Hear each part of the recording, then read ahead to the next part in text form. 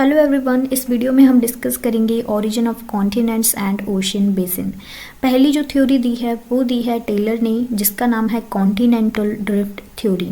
Taylor का जो main purpose था इस थ्योरी के थ्रू वो था ये प्रॉब्लम सॉल्व करना कि फोल्डेड माउंटेन्स जो हैं टर्शरी पीरियड के, उनका ओरिजिन कैसे होता है, राइट। और इन्होंने यहाँ पे कॉन्टिनेंट्स को हॉरिजॉन्टली डिस्प्लेसमेंट के थ्रू बताया है। क्रिटेशियस पीरियड की बात है, जो हमारी अर्थ है वो दो लैंडमास में डिवाइडेड थी, लोरेशिया और गोंडवाना। जो लोरेशिया है ये इस नॉर्थ पोल के इस पॉइंट पर है, और जो गोंडवाना है वो ये साउथ पोल के पॉइंट पर है। आगे थ्योरी में क्या होता है, जो लोरेशिया है इसने नॉर्थ पोल से इक्वेटर की तरफ मूवमेंट शुरू कर दिया। इस मूवमेंट की वजह से क्या होता है, इस पूरे लैंडमास के अंदर टेंशनल फोर्स लगता है, जिसकी वजह से इस लैंडमास के अंदर स्ट्रेचिंग होती है, स्प्लिटिंग होती है, और जो पूरा लैंडमास है वो डिवाइड हो जाता है, और इसकी वजह से आर्कटिक का फॉर्मेशन होता है। आर्कटिक जो है ये पूरा आइस से कवर्ड एरिया है नॉर्थ पोल के ऊपर, जो ग्रीनलैंड और साइबेरिया के बीच फॉर्म होता है। सेकंड जो हमारा लैंड मास है वो है गोंडवाना। ये जो लैंड मास है इसने भी साउथ पोल से इक्वेटर की तरफ मूवमेंट शुरू कर दिया। इसकी वजह से इस पूरे लैंड मास में भी स्प्लिटिंग होती है, डिसरप्शन होता है, और ये जो लैंड मास है ये भी कई सारे टुकड़ों में जो है सेपरेट हो जाता है। इसका रीज़न जो इन्होंने दिया वो दिया मून के टाइडल फोर्स की वजह से। उन्होंने कहा कि मून का टाइडल फोर्स लगा और इसकी वजह से ये दोनों जो लैंड मास हैं, जो नॉर्थ पोल पे लोरेशिया और साउथ पोल पे गोंडवाना, इन दोनों ने इक्वेटर की तरफ मूवमेंट शुरू किया। और कुछ चीज़ें जो हैं वो फॉर्म हुई, जैसे कि अटलांटिक ओशन, ये अटलांटिक ओशन है ये वाला, और ये जो इंडियन ओशन का पार्ट है ये इंडियन ओशन। माउंटेन आर्क्स, जैसे कि यहाँ पर हमारे हिमालयाज़ हैं, और ये यूरोप के अंदर एल्प्स माउंटेन है। ये जो है नॉर्थ अमेरिका में रॉकीज़, एंड साउथ अमेरिका के अंदर एंडीज माउंटेन। इन सब का फॉर्मेशन जो होता है वो कॉन्टिनेंटल ड्रिफ्ट थ्योरी के थ्रू टेलर एक्सप्लेन करते हैं, क्योंकि उनका main purpose in folded mountains को एक्सप्लेन करना था। तो हिमालयाज़ की बात करें, एल्प्स की बात करें, रॉकीज़ और एंडीज, ये सारे जो माउंटेन्स हैं, ये जो फोल्डेड माउंटेन्स हैं, इन सब का फॉर्मेशन उन्होंने एक्सप्लेन किया इस थ्योरी की वजह से। लेकिन अगर हम देखें तो ये थ्योरी जो है हमें कॉन्टिनेंट्स का कैसे ओरिजिन होता है इसके बारे में भी एक्सप्लेनेशन देती है। Next, continental drift theory given by Wegener. अब वेगनर ने किस तरीके से एक्सप्लेन किया कॉन्टिनेंट्स के ओरिजिन को, उसको डिस्कस करते हैं। वेगनर का मेन पर्पस था पास्ट के अंदर जो क्लाइमेटिक वेरिएशंस आए उनको एक्सप्लेन करना, और वहीं से इस थ्योरी का भी ओरिजिन होता है।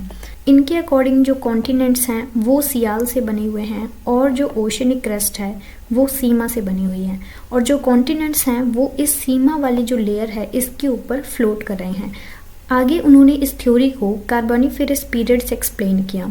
उनके अकॉर्डिंग इस पीरियड में पैंथालासा जो है, पैंथालासा एक बड़ी सी वाटर बॉडी है, जैसे ये वाला जो पार्ट है ये पैंथालासा का है, और सेकंड जो है पैंजिया, पैंजिया एक लैंड मास है, और ये वाला जो पार्ट है ये है पैंजिया, ये पूरा लैंड मास है। पैंजिया के अंदर ड्रिफ्टिंग होती है, जिसकी वजह से जो आज कॉन्टिनेंट्स हैं वो फॉर्म होते हैं, ये वेगनर के अकॉर्डिंग है। आगे हम इसके प्रोसेस को देखेंगे कि कैसे जो ये कॉन्टिनेंट्स हैं ये इस पैंजिया से फॉर्म होते हैं। ड्रिफ्टिंग के लिए कौन से फोर्स रिस्पॉन्सिबल हैं? पहला है ग्रेविटेशनल और दूसरा है टाइडल फोर्स। टाइडल फोर्स की वजह से जो सन और मून के द्वारा लगाया जा रहा था, इसकी वजह से ये जो पूरा पैंजिया है ये वेस्टवर्ड मूवमेंट करता है, और इसका इक्वेटर की तरफ मूवमेंट होता है वो होता है ग्रेविटेशनल फोर्स की वजह से और बायंसी के फोर्स की वजह से, राइट। तो फोर्स तो उन्होंने दो बताए, एक तो ग्रेविटेशनल और दूसरा टाइडल फोर्स। आगे वो बताते हैं एक्चुअल ड्रिफ्टिंग कैसे होती है कॉन्टिनेंट्स की। पैंजिया ऑलरेडी दो टुकड़ों में डिवाइड हो चुका है। जो ऊपर वाला टुकड़ा है उसको उन्होंने अंगारा लैंड कहा, और नीचे वाला गोंडवाना लैंड। अंगारा लैंड को हम लोरेशिया भी कह सकते हैं। जैसे जैसे ये अंगारा लैंड और गोंडवाना लैंड, मतलब लोरेशिया और गोंडवाना लैंड, ये एक दूसरे से दूर जाते हैं, और वहाँ पर ओपनिंग होती है टेथिस सी की। Next, mountain building. इस थ्योरी के अकॉर्डिंग माउंटेन बिल्डिंग कैसे होती है? सियाल जो है, मतलब जो हमारा क्रस्ट वाला पार्ट है, वो सीमा के ऊपर, सीमा कौन सी है, ओशनिक बेसिन है, उसके ऊपर फ्लोट कर रहा है बिना फ्रिक्शन के, बिना रेसिस्टेंस के। बाद का जो पार्ट है इस थ्योरी का, उसके अंदर वेगनर ये पॉइंट आउट करते हैं कि जो माउंटेन्स हैं वो कैसे फॉर्म हुए। आगे इस थ्योरी में ये पॉइंट आउट किया जाता है कि जो माउंटेन्स हैं वो कॉन्टिनेंट्स की एजेस के ऊपर बने हुए हैं।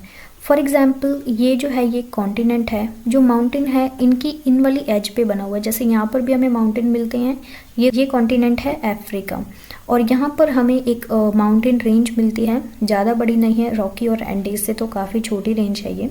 इन सभी आइलैंड आर्क्स का ओरिजिन कैसे होता है? वेगनर के अकॉर्डिंग ये जो पूरा एशिया हमारा कॉन्टिनेंट है, जब ये वेस्ट की तरफ मूव करना शुरू करता है तो जो ईस्ट का जो पार्ट है, मतलब कॉन्टिनेंट का जो ये वाला पार्ट है, ये इसके साथ कोऑपरेट नहीं कर पाया, जिसकी वजह से ये इससे टूटकर यहाँ पर जो है कुछ आइलैंड आर्क्स का फॉर्मेशन हुआ। तो ये जो पूरा एरिया है ये अर्थक्वेक और वोल्केनोज के लिए काफ़ी ज़्यादा एक्टिव एरिया है।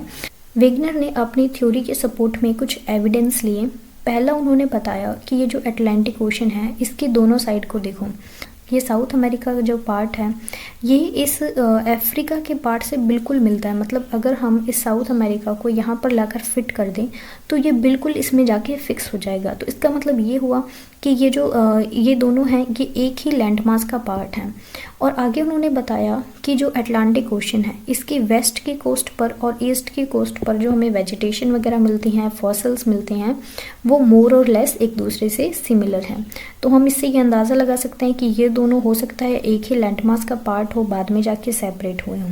नेक्स्ट वो बताते हैं कि ग्रीनलैंड जो है ये वेस्ट की तरफ ड्रिफ्ट कर रहा है हर साल 20 सेंटीमीटर, राइट।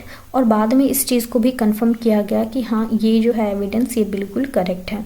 और नेक्स्ट है ग्लोसोपेट्रस फ्लोरा का डिस्ट्रीब्यूशन, जो इंडिया, ऑस्ट्रेलिया और साउथ अफ्रीका इन तीनों कॉन्टिनेंट्स के अंदर हमें मिलती है।